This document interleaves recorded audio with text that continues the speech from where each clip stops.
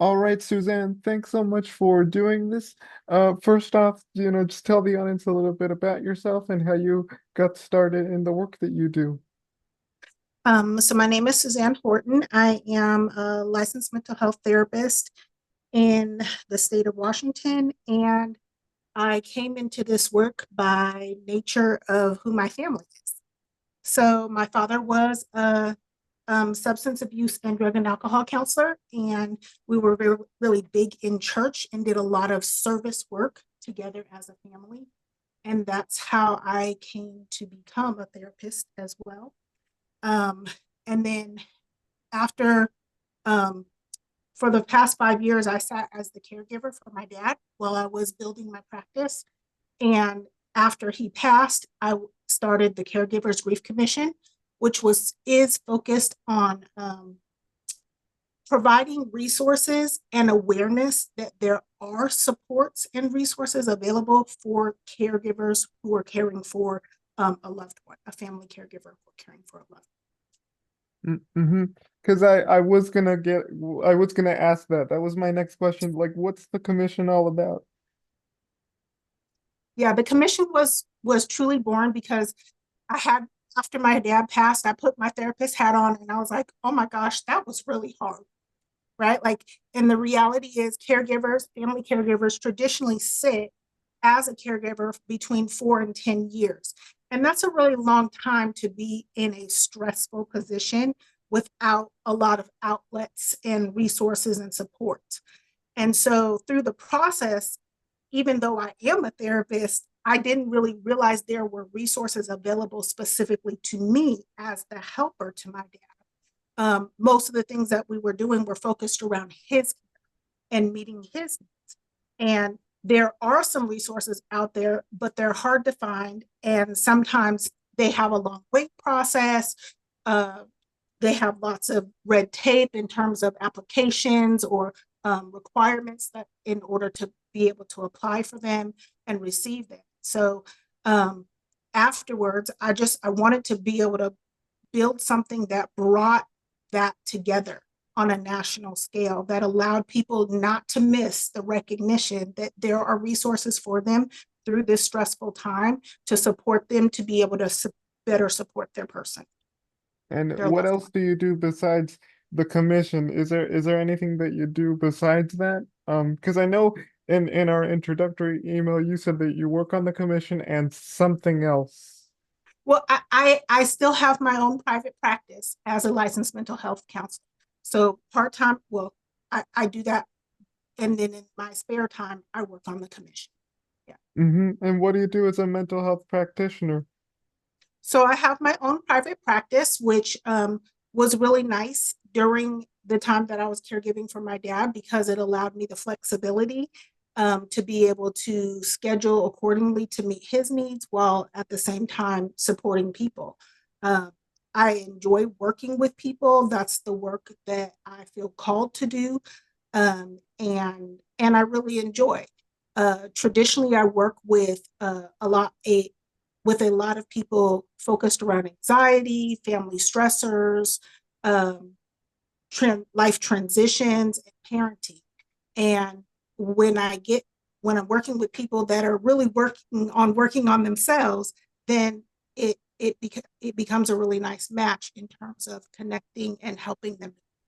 Mm. And what sorts of modalities do you use in your private practice?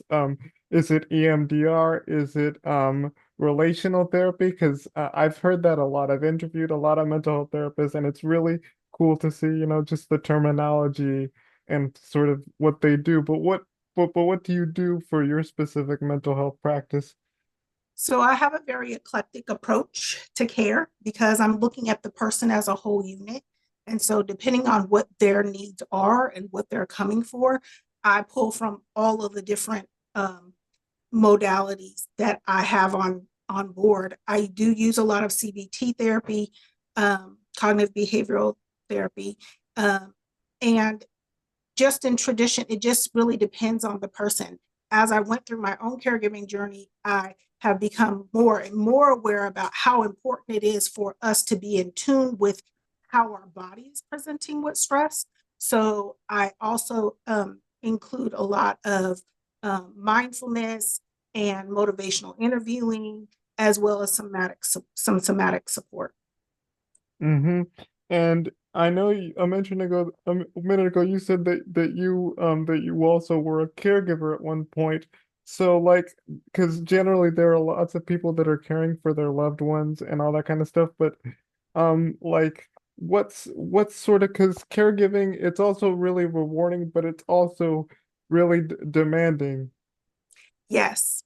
So I'm going to share from what I think I understood you to ask me. The reality is there is a huge demand on the family caregiver that is the primary support for the person, for that loved one, and that demand is compounded by the emotional experience that we're having as we're watching that person decline or have difficulty in the health issue, as well as transitioning out of the role that we might have as daughter, spouse. So there's a lot of losses that are happening throughout that time.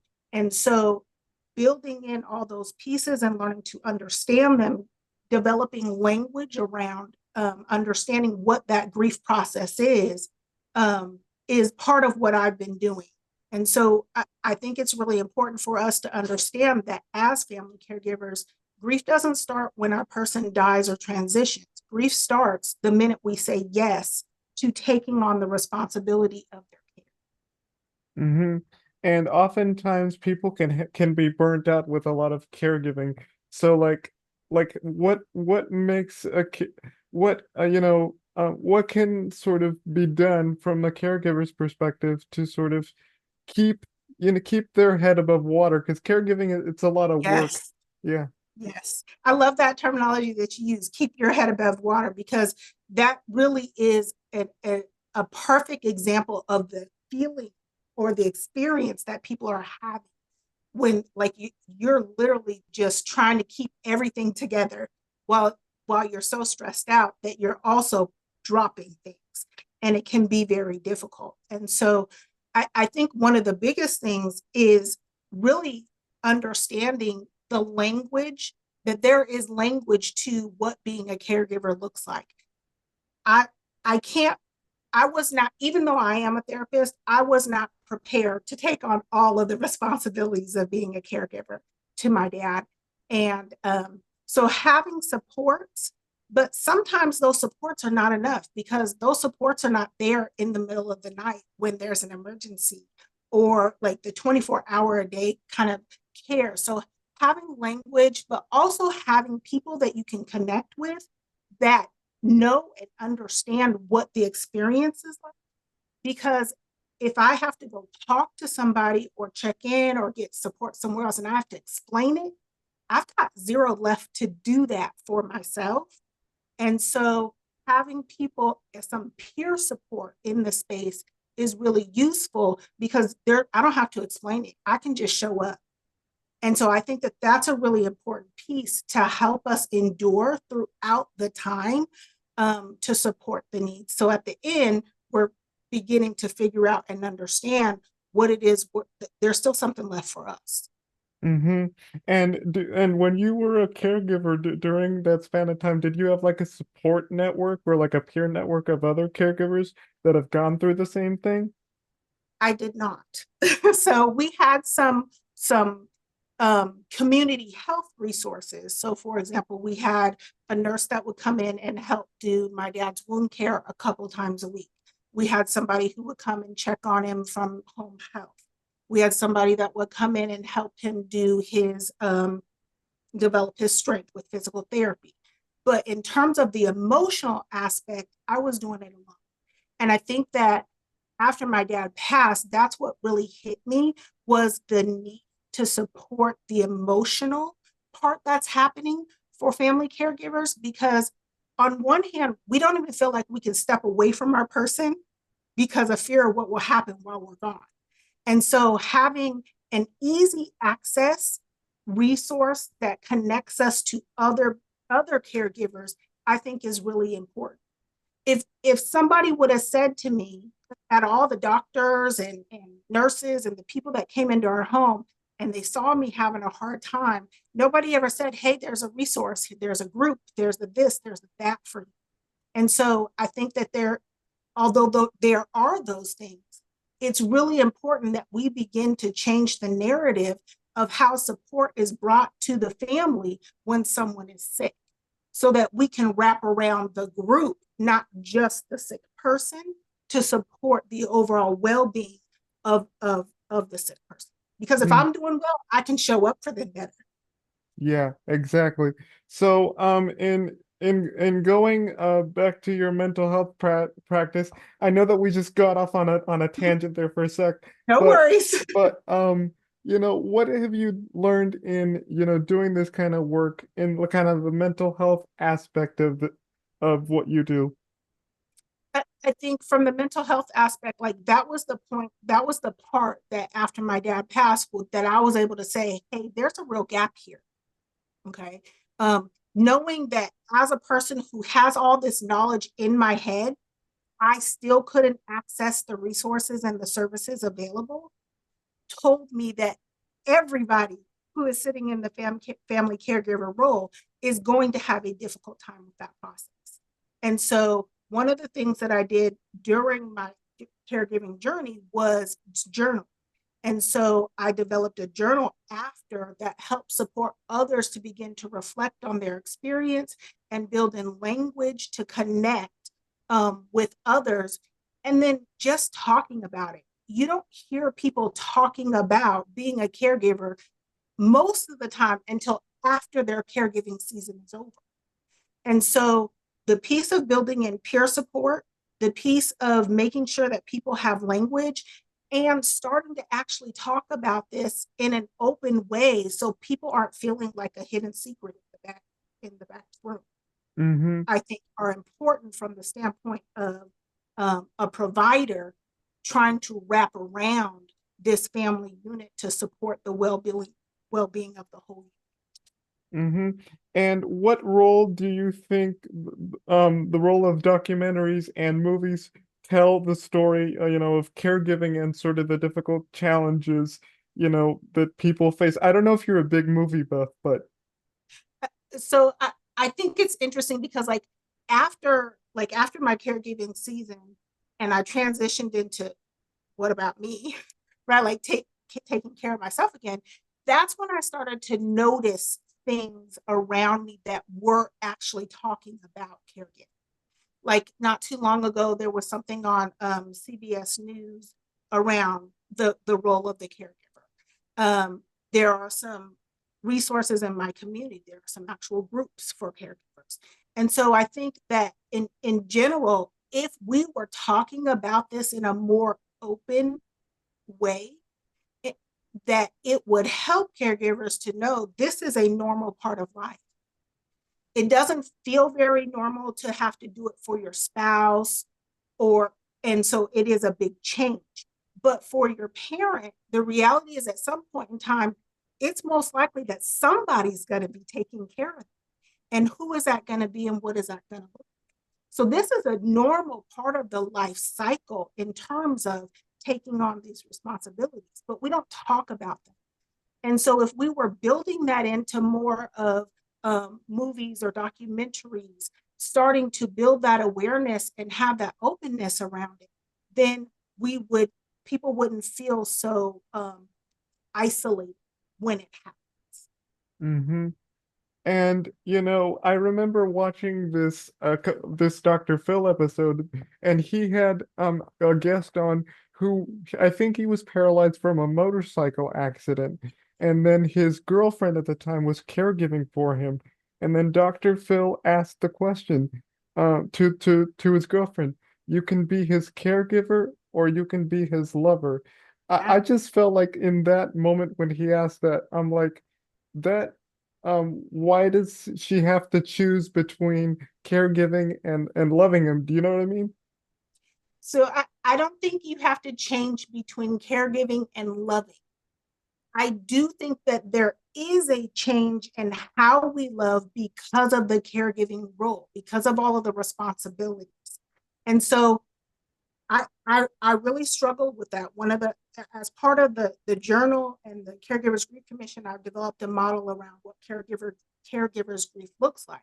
And the first step or the first phase in this journey is the saying yes. And so it is the understanding that transition from what my role is currently, what is my identity with this person and our relationship, to taking on all these other pieces of responsibility and care for the person. And that tends to overtake the moments of sitting down and enjoying them or connecting with them or just spending time with them, because you're so busy with making sure the medicine is there or the urgency around safety or them not actually dying. And so it builds in these other pieces that kind of get in the way of what normal relationship of whatever your role with that person was originally. Mm-hmm. And so to kind of wrap this up, it's been a fruitful discussion, honestly. So to wrap this up, what advice would you give to caregivers who are, taking care of their loved ones, whether it be their parent, their spouse, child, who are in that same position? Because I know people, who have children with special needs, and they're, taking care of their kids, or they're trying to find care for others. So I'm wondering what your advice is, tips on that. My number one tip is to get connected with other caregivers. And it can be very helpful. Like, there are different scenarios where there are systems in place that support some of that. So for example, if you find moms with children with autism and they have difficulty, there are some groups and supports around that specifically. If you find maybe a parent with Alzheimer's or a spouse with Alzheimer's, very specifically for those specific issues, there are some things. But in general, around all of family caregivers, there are some needs there, and there are some missing gaps. So get connected through AARP. They have communities there. The Caregivers Grief Commission, we have a community that we're building online that's easy access for people. So start paying attention around you. Don't just focus on the person. We have to take care of ourselves too, so we can be present for the person. And part of the taking care of ourselves is finding some of those outlets to help us endure through however long that journey of caregiving is going to be. Mm-hmm. All righty.